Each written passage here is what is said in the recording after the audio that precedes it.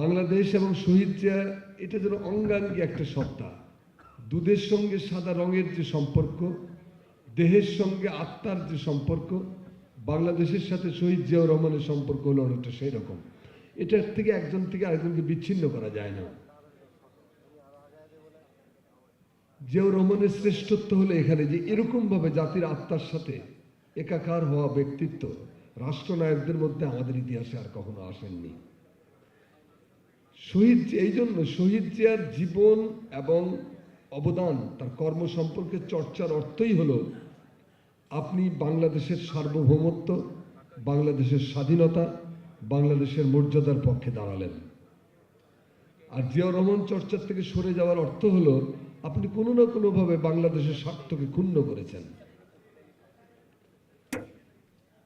এটা একটা শহীদ জিয়ার জীবন এবং অবদান নিয়ে কার্যক্রম পরিচালনা করার একটা চলমান প্রক্রিয়া। বাংলাদেশে এ পর্যন্ত ডজন ডজন গ্রন্থ বেরিয়েছে। শহীদ জিয়ার রাজনীতি, শহীদ জিয়ার জীবনের উপর পিএইচডি হয়েছে অনেক।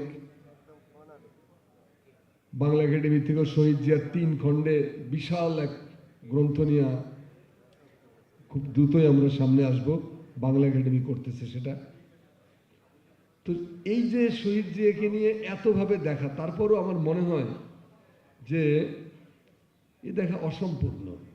কারণ হলো এত বিরাট ব্যাপক, তার এক একটা সাইড নিয়ে কথা বললে, যেমন কালচার নিয়ে কথা বললে অন্তত 3 ঘন্টা 4 ঘন্টা একটানা বলা যায়। এত তার ভূমিকা এখানে রেখেছেন। রাজনীতি, অর্থনীতি, পররাষ্ট্রনীতি, নারী উন্নয়ন, শিশু উন্নয়ন, দেশের স্বাধীনতা সংরক্ষণ করা, প্রতিরক্ষা, রাষ্ট্রিক আত্মিক পরিচয়ের যে অভাব ছিল, দারিদ্রতা দশা ছিল আমাদের, সেগুলোর থেকে তিনি একটা জাতিকে উদ্ধার করে নিয়ে আসলেন।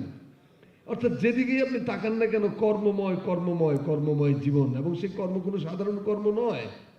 এই জন্য জিয়াউর রহমান সম্পর্কে চর্চার অর্থই হলো এটা একটা নিরন্তর প্রক্রিয়া। আমরা যত তার জীবন সম্পর্কে জানব, যত তাকে অনুধাবন করব, আত্মস্থ করব এবং আমাদের যাপিত জীবনে প্রয়োগ করব, ততই আমরা আসলে সমৃদ্ধ হব এবং বাংলাদেশ সমৃদ্ধ